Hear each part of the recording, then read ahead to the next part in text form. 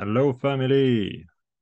Nii, räägime uudiste lugemisest, et uudiste lugemise sisu on natukene muutunud, kui mu viimane video, mis ma Discordi panin. Et siis räägin nüüd, kuidas nagu lugeda. Et selleks kõigepealt mina ise kasutan MyFX Booki, et vaatan sealt infot, et minu jaoks on seal nagu infot rohkem kui Forex Factoris. Ja siis vaatame, täna on 22.10.2023. Vaatame, mis siis tuleva nädala teisipäev. Esmaspäev on tavaliselt nagu rahulik, aga vaatame, mis teisipäev siis toob. Et võtame ette siin dollari uudised, dollar huvitab enamasti kõiki. Et mis nagu need uudised on ja mida nendest nagu välja lugeda. Et kõige tähtsamad on siis nii-öelda punased uudised, et nende mõju on kõige suurem. Et see nii-öelda algsüsteem on nagu sama, et siin on nii-öelda siis see blueprint nagu olemas selle uudise kohta, ehk siis, et kõrgem kui oodatud number peaks olema positiivne dollarile ja madalam siis negatiivne. Ja see siin on eelmine tulemus, et natukene on nad seda sisu kuvamist muutnud, et nüüd tuleb nii-öelda, ütleme siis natukene ennustada, et päris niimoodi üks-ühele enam maha lugeda ei saa, aga sellega poolest me saame siit indikaatori nagu, et mida nad nagu plaanivad. Et see on nagu eelmine tulemus, et meid huvitab see rida siin, konsensus. See on nende otsus, mida nad eelmise uudise ajal nagu ootasid. Ja tegelik tulemus tuli see. Et tegelik tulemus tuli madalam kui konsensus ja sellest tuli dollarile negatiivne uudis.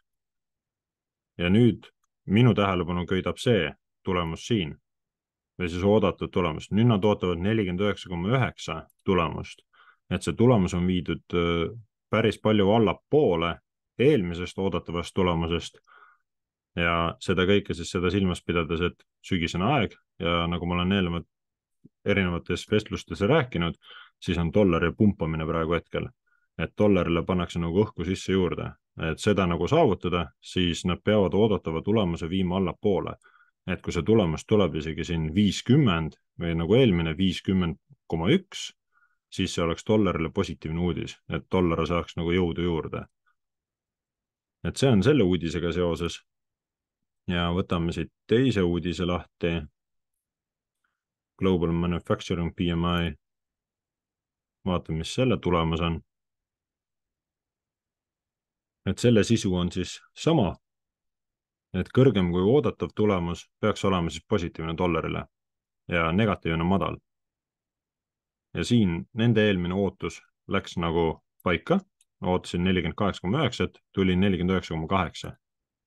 Et nüüd uut tulemust on nad tõstnud, et nii-öelda mina näen ka siin seda, et nad on nii palju julgemaks läinud, et eelmine tulemus, mis tegelikult tuli, oli nii palju tugev, et nad võivad tõsta nagu selle oodatavat tulemust. Et siin ma ootan samamoodi dollarile positiivset tulemust. Vaatame edasi, mis siin järgmised päevad on. Kolmapäev, 25. oktoober. Võtame dollari endiselt. New home sales. Et vaadata, mis siin dollarile on. Nii, siin see uudis. Kõrgem kui oodatav tulemus peaks olema positiivne dollarile. Negatiivne siis madal. Ja siin siis vaadata, et nende oodatud tulemus oli -1,7, tegelik tuli -8,7, et see andis negatiivse hoobi.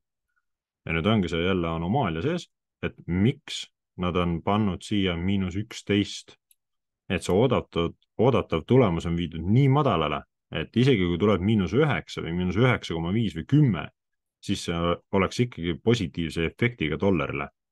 Et just sellised anomaaliad jälgin nagu mina.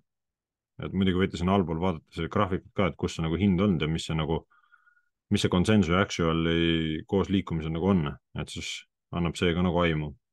Aga võtame siit kolmapäeval järgmise uudise, see oli siis kuu, see on ka üks punane septembri oma, kõrgem kui oodatav tulemus peaks olema positiivne, madalam negatiivne, siin sama lugu, nad ootasid 0,7 miljonit, tuli 0,675 miljonit. Ja nüüd ongi see, et nüüd on uus oodatav tulemus viidud nii palju madalale, et siin USA majandus on saanud vahepeal nagu tõuget juurde, et siis siin ma ootan samamoodi rohelist uudist ehk siis positiivset dollarile. Et siiamaani peaks olema järgmine nädal ka niisugune dollari manipulatsioon, et tuleb nagu hoogu juurde. Üks nii-öelda punane märgutuli sinna ka on Powelli kõne. Need kõned liigutavad turgu alati teadmatus suunas. Aga seda enne uudised on nagu positiivsed. Õnneks see Powelli kõne on öösel, et siin soovitan sellel päeval ka kolmapäeval, siis kui tal on dollariga seotud tehingud lahti, kas euro USD või ma ei tea, USD CAD või kuld, siis soovitan need nagu sulgeda selleks ajaks enne Powelli kõne, sest see võib turu hulluks ajada. Aga siis vaatame, mis siin veel on. Neljapäeval good straight balance, septembri. Kõrgem kui oodatud tulemus peaks olema positiivne dollarile. Ja siin on sama nii-öelda anomaalia.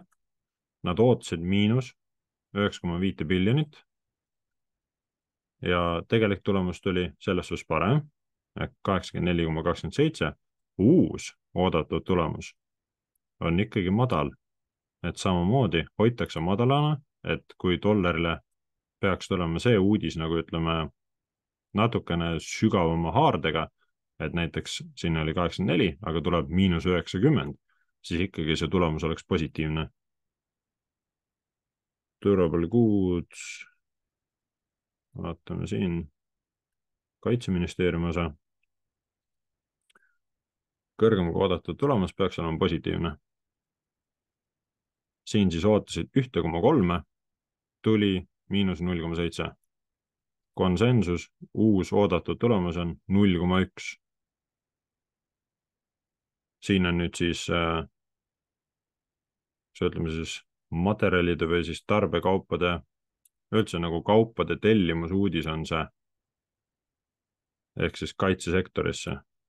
Ja siin siis tasub meeles pidada seda, et jamaks on jälle läinud maailmas, et vaadake Iisraeli sinna poole, et siis USA sõjategevus on aktiivsust juurde saanud, et siin oodata on siis ka suuremad numbrid jälle, et raha on suunatud USAs nagu sellesse sektorisse rohkem. Siis eksporditransport. Siin on samamoodi oodatud positiivset tulemust, et sõda ka kõike mõjutab ekspordi alla natukene, see ekspordisektor puudutab natukene ka sõjatööstust, et eksporditakse ka sõjatehnikat riigist välja, järelikult ekspordi nii-öelda tulemust on oodata ka suuremat. Üldse tarbekaupade uudis, vaatame selle ka. Siin on, jah, see võib tulla isegi nii ja naa, selle uudise kohta nii ja naa, et eelmine oodatud tulemus oli miinus 0,5, tuli 0,2, nüüd nad on pannud siia 1,5, ootavad päris kõrget tõusu. Et see on ikka nii ja naa, see võib tulla isegi punane. Et kas ta nii palju see tulemus on tõusnud, ei oska öelda praegu hetkel. Aga üks uudis veel siin veel, töötusmäär on alati üks niisugune suure mõjuga. Kõrgem kui oodatud tulemus peaks olema negatiivne. Et siin lugege seda sõnumit ka, et kuidas seda tulemust nagu lugeda ja kirjeldada. Et alati ei ole niimoodi, et kui on kõrgem kui oodatud tulemus, et on positiivne, selle uudise puhul on kõrgem kui oodatud tulemus on negatiivne. Et pange ka seda tähele. Ja siis tuleb meeles pidada seda, et mis USA majanduses üldse nagu toimub, selle uudise puhul töötusmäär, et eelmine ootus oli 212 000, tegelik tulemus oli 198 ja nüüd nad on liigutanud selle 209 000 peale ja selles suhtes mina ootan siia positiivset tulemust, et süsteem on seal ka sama, et need inimesed, kes on nii-öelda töötuna arvel ennast võtnud, siis nende arveloleku aeg saab läbi ja see justkui näitab, et töötuid on vähemaks jäänud. See ei tähenda, et kõik need inimesed on tagasi tööle saanud, ei. vaid registris olevate töötute arv on vähenenud ja siis ongi see tulemus justkui nagu parem. Et sama asi ja sama süsteem toimib meil siin ka Eestis. Et selle uudise põhimõte on see. Aga ma rohkem siit süvitsi äkki minema, et peaks olema nüüd selle video põhjal teil selge, et kuidas uudiseid lugeda, mida sealt tähele panna, mis anomaaliaid nagu märgata ja pidage alati seda suurt pilti silmas, et vaadake, mis toimub USA majanduses, kui te uurite dollarit ja samamoodi, kui uurite eurot või GBP-d, vaadake, mis toimub selle riigi majanduses ja globaalsel võtmel või tasandil ka, et kuidas on see riik nagu seotud siis globaalsete mõjutuste uudistega. Aga minu poolt kõik, jah. Näeme järgmises videos.